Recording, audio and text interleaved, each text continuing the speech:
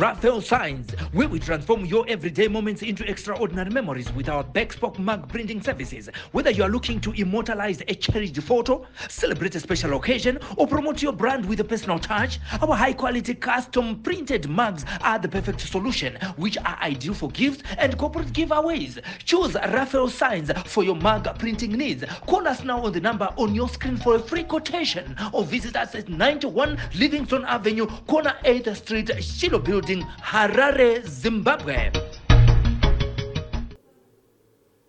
Makadi muri Zimbabwe kukuchingamidzai kwatiri kuita apano paSly Media TV. Zita rangu ndinoitwa Pelagio Kompuro akana kuti Sokostina. Ndichikuchingamidzai amuchirongwa chedu angati dzifambire. Regai nditange nekukukwazeni kukufare tichitaiwa nguva yanga yareba asi tiripo tadzoka nhasi muchirongwa chedu ichocho ngati dzifambire. Chirongwa chatinoona nyaya dzakasiyana siyana dzatinge takaita isusu kana dzakaitwa nevamwe kwatinge takafamba, uyezve zvakare muchirongwa ichi tinouyawo nenyaya yatinge takanyorerwawo vane vamwe vanenge vachida kutsvaga rubatsiro kubva kwatiri paSly Media TV pano. Saka muzuva ranhasi ndinewo mhuri yekwaChamunorwa yakatinyorerawo pano paSly Media mushure mekunge vaitawo dambudziko ravasangana naro mumhuri yavo. Saka nhasi mustudio ndinatambudzai Chamunorwa, musikana ane makore 29, zvakare naDorcas Choumveka ane makore 29. Ndofunga panyaya yavo muri yeZimbabwe takamboita nyaya yemhuri yoyi tichiita mudzimai anga ari Dorcas Choumveka achitaura kuti iye akambotakura pamuviri pakaita gore ne2 months asi pakazongonyangarika, akazvara futi mwana akashayika. Mushure mekunge achitaura anotaura achiti murume wake pane amai vaakabira matoki 2 nemarodhana 2, ndokubva abatwa nemhosva akanosevha mutongo wake, asi amai ava havana kugutsikana. Vakamutaura mashoko ekuti hongo hako mutongo wako wapiwa wasevha kujeri rehurumende asi kune ranguwo jeri. Kubva ipapo mhuri yakanga ichingosangana nematambudziko. Ndofunga takasvika kuDansani, iripo nyaya iyoyo, muchida kuona background zvizere iripo paYouTube iri takaita. Saka nhasi mhuri yazodzoka zvakare. Dambudziko iri harisati rapera. Kutaura kuno mhuri yeZimbabwe dambudziko iri razosanganikwa natete vanenge vari hanzvadzi yaDorcas, vari hanzvadzi yemurume uya akanoba matoke kuna mai vaiva. Saka vauya mustudio medu kuti tinzwe zvizere kuti chiri kumbonyatsoitika chii, nekuti kutaura kwavaita ivo vachitinyorera vanoti tete ava vakazotakurwawo pamuviri pavo asi vakazongomuka panyangarika pane 7 months. Saka mhuri yeZimbabwe regai tinzwe zvizere kubva kune madzimai 2 atinawo muno mustudio. Regai nditange nekukuchingamidza tambudzai Chamunorwa, wakadi yako? Sped makadiwo. Tinofara ndiko kuchingamidza zvakare Dorcas Choumveka, ndakuona zvakare, wakadi yako? Ewe tiri pano makadiwo. Ndinovimba muri 5 muri mauya muchibva kwaChamunorwa ndizvo makatinyorerawo muchitiudza kuti aiwa dambudziko riya ratakambofambira kuDansani riri kuramba richiitika ndizvoka. Pari zvino zvazosangana natete nevanova hanzvadzi hanzvadzi yemurume wako iwe Dorcas. Andi tete mhuri yeZimbabwe panguva ino tida kunyatsonzwa dambudziko iri nekuti mazosangana naro takamboya tichirinzwa, asi da kuti imimi mutiudze zvizere kuti chii chakaitika pakuti imimi mimba yenyu yakazonyangarika ine 7 months. Alright, mhuri yeZimbabwe ndinoti zvakanatsoitika ndezvekuti ndanga ndine nhombo yangu ine 7 months. Ndine nhombo yangu ine 7 months kudaro ndikatotenga zvese preparation chichi ndakutotarisira kutoti ndogona kusununguka, but chakazoitika ndechekuti ndakatanga kundwa pain yekunge ndikuda kubereka. Ndobva ndandwa nepazasi peguvha pakurwadza. Ndobva ndakati ndinomuka ndichienda kupi? Kuchipatara mangwana. Ndadaro ndobva ndarara pai, asi ndakaramba ndichirwadziwa. Mangwana kuseni ndakabva ndamuka ndisina chinhu. Ndamuka ndisina chinhu kudaro ndobva ndati regedzai ndiende kuna chiremba kudema. Ndobva ndasvika kuna chiremba zvikanzi rarai pabhedhi apa, ndobva ndarara. Zvikanzi izvo zvamusisina chinhu wane mudumbu matoona mukutaura kuti hamuna chinhu. Tasiri kutombodzwa kana kufema kwemwana kana chii. Saka zvatinotoita ndezvekuti munoenda kusikana. Ndikati mandi kusikana asi ndane mari. Ndobva zvangopera zvakadaro, handina kuzoenda ikoko kusikana kwatona nekuti ndanga ndisina mari. Mhuri yeZimbabwe ndo zvakaita. Alright, tambudzai. Tira kuti tichinzwisa iwe wati wakanzwa musana uchiita sekuti uri kurwadza. Tikada kutanga nekuziva kuti izvi pazvaitika zvakaitika nguvai? Kumanheru kuma7. Kuma7. Zuva racho wanga waswera uchinzwa sei? Ndakanga ndaswera ndichitondwa zvakanaka. Zvakazongotanga kuma7? Zvakazotanga kuma7. Nguva yacho waitei? Waibika here? Wangokarara here? Kuma7 ndakanga ndatopinda mumba ndatorara. Ndopa ndakatanga kungonzwa ipapo. Kungonzwa kutenge ndikuda ndikati asi mamanzi aisati akwana chichi kuda kuitika. Zveshuwa mhuri yeZimbabwe ndakabva ndangoona mangwana kusiyene ndichimuka handisina chinhu. Ndo zvakaitika. Saka panobva nhumbu idzi kana kuti pakati gatitaure takanangana niwe chii chinobuda? Pane chakabuda here chinoratidza kuti nogona kunge pangwangweti hako miscarriage pakabuda ropa here kana kuti? Kwete, hapana chakabuda. Chakabuda hapana chakambobuda. Ndaitofungidzira kuti ndichabudisa kana blood but hapana chandakabudisa. Saka izvi zvakaitika rini izvi? Musi wa26. 26 mwedzi upi? July. 26 July. Saka kusvika pari zvino haunozomboenda kusikani? Handina. Saka kubva musi wa26 July kusvika nhasi pane here zviri kumboitika munyama yako iwewe? Ndiri kungonzwa musana ndouri kundirwadza. Ende pazasi peguvhu paipai ndo pari kubata futi. Alright, isusu patakambouya kuti tichitaura nemuroora wenyu anova Dorcas aitaura kuti akasangana nedambudziko rimwe chete iroro, ende izvi zvairatidza kuti zvine kuita nevamwewo amai vanonzi ivo ndokwakanobiwa matoki nehanzvadzi yenyu, ndizvo ka? Saka imi maona zvaitika izvi, maenda kuchipatara asi mazodzoka, makambotiwo semhuri here regai tichifambire timbonzwa kuti ndizvo zvimwe chete here zvakanangana nemuroora wenyu here kana kuti zvenyu zvakasiyana? Kunene hangu ndikuda kutaura chokwadi kuti zvedambudziko remuroora nezvangu ndikuona kutenge zvakatosiyana. Sei ndichiti zvakasiyana? Koze mandirenge ndichifambawo ndirenge ndichindwa kutoti matotorerwa nemwana wechidiki. Saka mai vakaita zvematoka havasi mwana wechidiki ndo zvandiri kungonzwa. Mese mandiri kufamba hangu mumaprofita mese ndiri kungonzi amai makatotorerwa nemwana wechidiki, zvikitwa nemwana wechidiki. Vachitiwa maprofita mwana wechidiki uyo ari kuzviitire? Ndisingazoziva hangu, vari kungoti ndo zvaatori. Munogona kungovengwa, munokorwa tsoka yenyu, saka napatsoka yenyu ndo pazvinoshanda ipapo. Alright, imi makaroorwa here? Kunene hangu ndanga ndisina kumboroorwa, asi ndanga ndine mumwe munhu wandaifambidzana naye. Wamaifambidzana naye ndiye anga ari muridzi wenhumbi yenyu? Imimi muchiona masangana, muchiona musina mimba, makamufonera here? Hongu. Akati chii? Ndakamudza zvikanzi waenda kuchipatara here? Ndikati hongu ndaenda kuchipatara. Zvikanzi zvanzi ndikati anze kuchipatara ndanze hamuna chinhu mudumbu.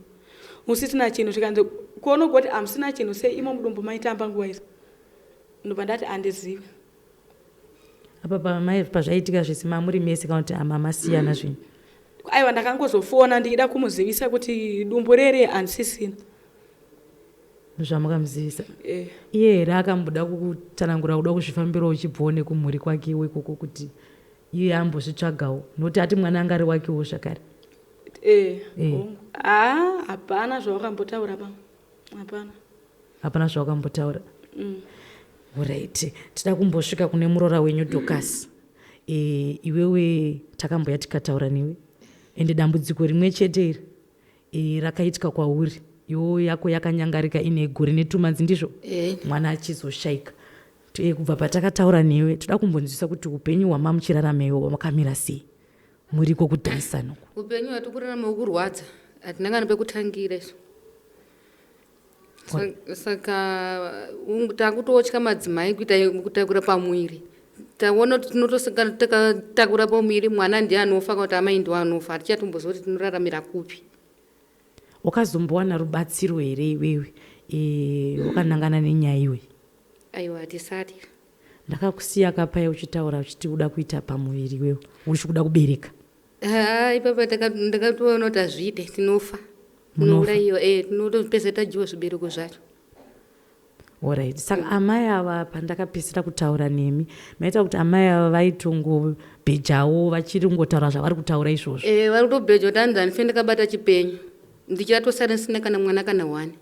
Saka ndakutokumbirawo rubatsiro pamberi peZimbabwe kuti tinowaitawo sei, hatisina kana upenyu hwekuti takutoringira kuti tichararama muupenyu pangwana apa sisina. Mai ava vatishungurudza. Right. Pane zvimwe here zvamuri kusangana nazvo iwe nemurume wako kuburikidza nemashoko akataurwa namai ava vachiti akapika hake jeriro asi ane rangu jeri raacharamba achingopika? Mune zvamuri kusangana nazvo here? Tiri kusangana nazvo nokuti mudzibaba wangu izvo zvari kuzvimba makumba nditombozoti achatomirawo papi kuti anopona kana kuti apone hatisi kuziva. Asi kune kwandikafamba ndikatotaura kuti akasafa iye kuri kufa wana wasara ndo matsanangura wakaita. Iwe wasarwa nevana vangani? Inini panhombo dzangu 5 kwasara 3 wana. Vana vanomboita here kakurwara kasinganzwisisike kana kuti? Kamusikana ndo kangambotanga minana nekuzofamba kwandikatorayitika kutofamba. Alright. Kana uchiti minana chii chaitika? Akambostitika pakati apa zvotange fanike afa so. But neuzonge ndo unobatsirwa kumasowe matunienda ndo pakakapepukira. Akazopepukira kumasowe? Ane makore mangani? Kane 7 years. Kane 7 years? Alright. Tichidzoka kwamuri tete tambudzai chamunorwa. Wakatinyorera ntanzwa dambudziko rauri kusangana naro. Toda kupa mukana wekuti iwewe utaure nemhuri yeZimbabwe zvauri kuda kubatsirwa nazvo. Wakanangana nenyaya yako yekuti iwewe kutaura kuno dumbu rako vari kutoratidza kuti hapasina chiripo, hausati waenda kusikani zvako asi dhokta akatokudza kuti hamuna chino. Endewo uchitaura kuti mwana wako waitomunzwa achikika ndizvo asi kozvino hauna chauchanzwa kuratidza kuti hapana chiri kuitika. Saka toda kuti utaure nemhuri yeZimbabwe zvawakakumbira uchinyora kwatiri kuti uri kuda rubatsiro rwacho rwauri kuda rwakanangana newe. Alright, inini ndinokumbirawo rubatsiro kune mhuri yeZimbabwe kuti wangondibatsirawo kuti izvonizvo inini kana ndikazoda kubereka futi wagone kungondibatsirawo kuti izvonizvo zvisagone kuzoitika futi zvakafanana neizvozvozvo zviri kungoitika zvekuti ndikaita pamiri pobva padisappear. Saka izvozvo ndo zvatinokumbira kuti tigone kubatsirwa semhuri yedu isusu togona kubatsirwawo kuti zvisarambe zvichidai. Kana kuti takatadzera munhu zviri nani kutoti hake vataure kuti zvezvo ndiri kuda kuripwa nechakati, kozi tikangozoita zvokuita kunzwa kuti zvezvo ndo zvaari kutaura asiri kusvika kunesu achitipedzera vana kudai. Chokwadi zvinhu zvingori zvakangoita sei zvakangooma muchiona kudai mhuri yeZimbabwe zvekunzi kunyara zvezvekuti ndozobuda paWhatsApp ndozoita sei. Dambudziko ringesari rasvika kwauri. Saka kana muchiona kudai zvinhu zvekuti ndikazvifunga so ndinochema pandirenge ndiri. Saka kana ndongokumbirawo kuti mhuri yeZimbabwe itibatsirewo nemamiriro yakaita zvinhu. Alright. Dorcas, toda kuuya kwauri iwewe. Nyaya iyi uri kuinzwisisa nekuti kwauri zvakatomboitikawo ende pari zvino watitsanangurira kuti murume wako iwewe makumbo ari kuzvimba. Nderipi rubatsiro rwaungada kubva kumhuri yeZimbabwe? Takanangana nenyaya nekuti zvabata tete mwana watakambostika ukazomukira. Saka toda kuti umbotaura nemhuri yeZimbabwe zvaungada kubatsirikana nazvo. Ini pamberi peZimbabwe ndakutokumbirawo kuti rubatsiro rwandiri kuda tibatsirwe mukati memhuri yese tione kurarama zvakanaka. Kana pasina munhu please tapota munhu ngaaurayiwe. Tione kugadzirwa mukati menyama dzedu kana zvanetsa tigadzirwe kuti vasatibati tione kuzoberekwa vamwe mangwana. Asi ini chikundirwadza pamberi peZimbabwe ndoti vana vangu ndoti vabude mukati medzimba dzavo tione pachena because vana vangu vari kunza vana kufa vana vangu vapenyu. Saka ini ndinoda kuona minana inondika pamberi peZimbabwe takutokumbirawo kuti rubatsiro rwacho rwakatooma takutokumbirisisa kuti mhuri yeZimbabwe ngaitibatsire. Alright, pane zvawataura wati zviri kunzi vana vako havana kufa. Vapenyu minana makatoviga mwana makatoviga mufananidzo asi vana venyu vari muhozi mumba. Ari kutaura mashoko eyo ndiani?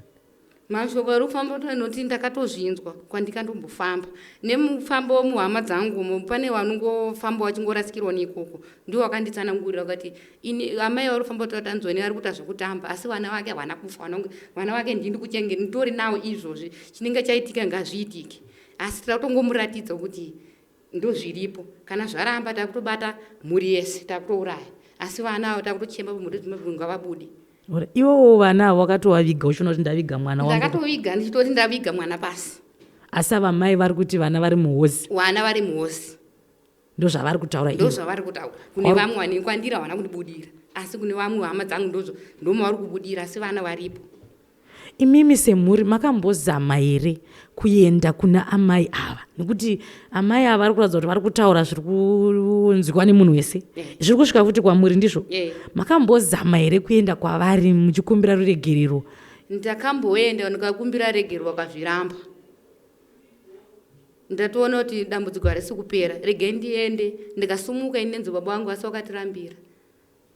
Alright, tingada kuziva kuti saka ana mai ava kana varipo handika vari kukonzeresa zviri kuitika izvi, imimi somhuri ndezvipi zvacho zvamuri kuitawo kuti mukwanise kuvati vakwanise kukuregerera iwo? Nekuti mukangoti takapika jeri munyara, iwo vachitaura kuti jeri rangu harisati rapera. Mune zvamakamboitawo here kwavari kuendesa zvinhu kana kuda kuripa kana kuti pane zvavari kuda zvamusati mavaitira? Inini hangu handizivi nokuti hatitaudzana. Hataudzana nanhasi? Nayo handitaudzana but nemurume wangu handitaudzana, handitaudzana nawo. Wakambozvitaura patakauya kuti amai ava newo havataudzani asi nemurume wako anotaudzana. Saka murume wako iwewo paanotaudzana nawo anenge achiti vari kuti vari kuti andoni ndipe mari yangu, ukandipa mari yangu ndozotangira ipapo. Saka ini handichatozoti kutangira pacho dambudziko ndikuona kuti panditori panapa dambudziko harisi kupera. Ndikatombomutaurira kuti shamwari wadi nguwapa hangu mari yacho, ufane kutsvaga hafu chiwapa. Zvikanzi izvozvi pakati apa ndikatombovapa $10. Ndo yakanditaurira. Vachindanzi kana wandipa $10 wandipa mari yangu yakakwana tozotangira ipapo. Ndikati ndo zvavakataura nzi Saka iwo newo pari zvinhu zvasati aonana, havasati vaonana vese vari 2. Alright, titakumbotanga tanzwa kuti mari yacho iri kumbonyanyodiwa namai ava imari? Apa ndikunzotanzwa kuti anzoni izvozvi towedzera kuti ikwani 50, nanga imbori $40. $40 ndo yaanga kabani? Ndiwanganzi hanzi abvise $40. Alright, saka apa vakuti vakuda iri 50 asi makambovapa 10? Wanzi wakapiwa $10. Asi iye murume wako pavanenge vachitaura naye iwo vanokwanisa kuti ane murume asi havakwanisi kutaura nemi? Hatiwirirana, hationani. Hamuonani? Asi iwo wakadi kumbozvida kumbozvininipisa kuti ungoenda kwavari unokumbira regerero? Ndakamboenda inini pari ndakamboenda ndina mama wangu inini ndikasvika takarambirwa. Saka inini handikwanisi hangu kuti ndichadzokera futi kupi uku. Alright, iko kumhuri kwenyu kune vamwe here vekumhuri yenyu vari kusangana nedambudziko iri, uye muri vangani kumurume kwako iwewo? Kumba kwedu kumba kwedu takaberekwa tiripo 6. Muri 6 kumba kwenyu ndizvoka? Toda kuziva kuti iwewo kumurume wako mbune umwe here madzimai kana ndiwega mukadzi wake chete? Ndini ndiri 1. Ndiwo uri 1. Kumhuri kwenyu kokoko tichibatana zvese natete, kune here umwe wari kusangana nedambudziko iri kana kuti zvangotanga nemi muri vaviri? Zvangotanga tingori vaviri chete.